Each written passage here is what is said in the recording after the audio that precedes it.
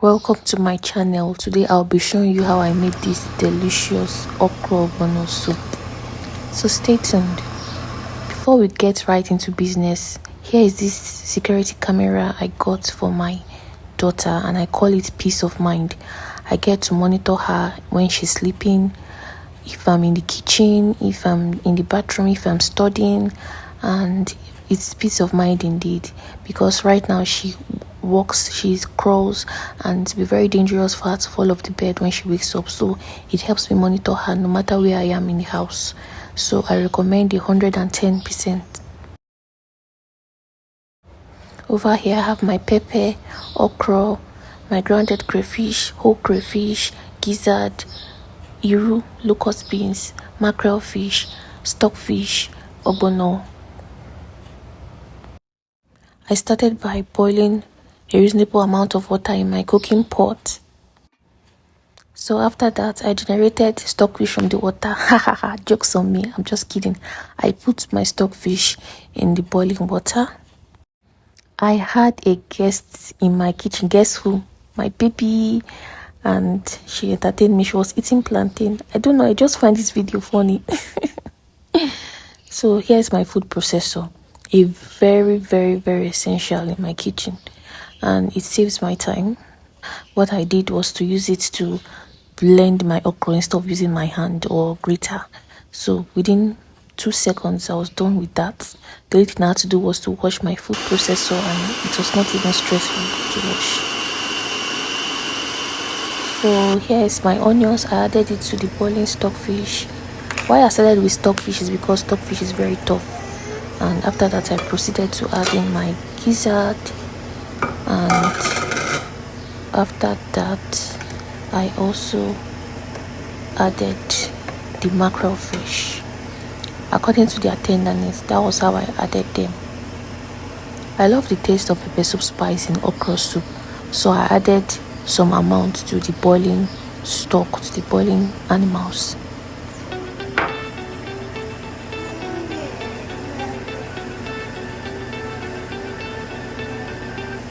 I also added my pepper. I added whole crayfish. I added grounded crayfish too. I added ground pepper to the boiling stock. I added onga, but I used only half. I'm not a fan of too much seasoning in my food for health reasons. So what I'm doing here is removing the mackerel fish so that it does not dissolve when I'm putting the okra, when I'm turning it. So here is me adding the grated okra from my food processor, and I gave it a good stir, gave it a good mix. I'm naming this Yoruba Igbo okra Ogbonno soup because I'm adding locust beans to this. I do not have, there's a black native spice that Igbos use to cook this kind of food with uziza leaf, and I don't have it available, so I'm making use of my locust beans. So I gave it a good stir continuously. Guys, if you have been following my vlog back to back, and you've not subscribed, you've not commented, you've not liked, it's not fair on me. Honestly, content creation is a great deal. It's a big job.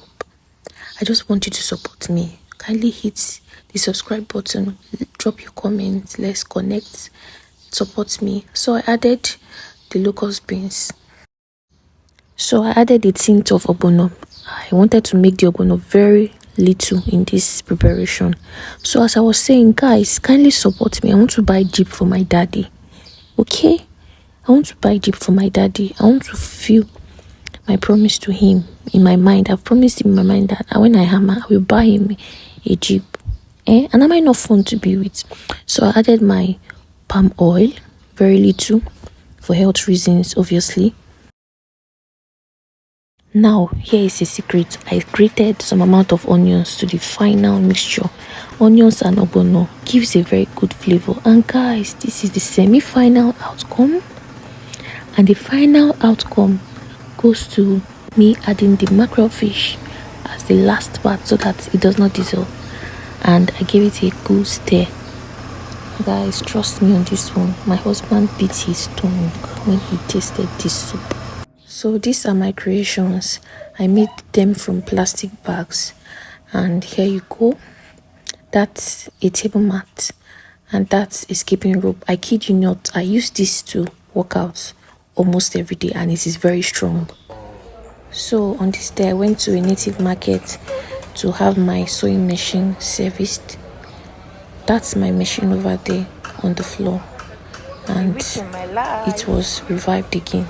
It was oiled, cleaned, and the carbon in the engine was changed. So that's just a week in my life.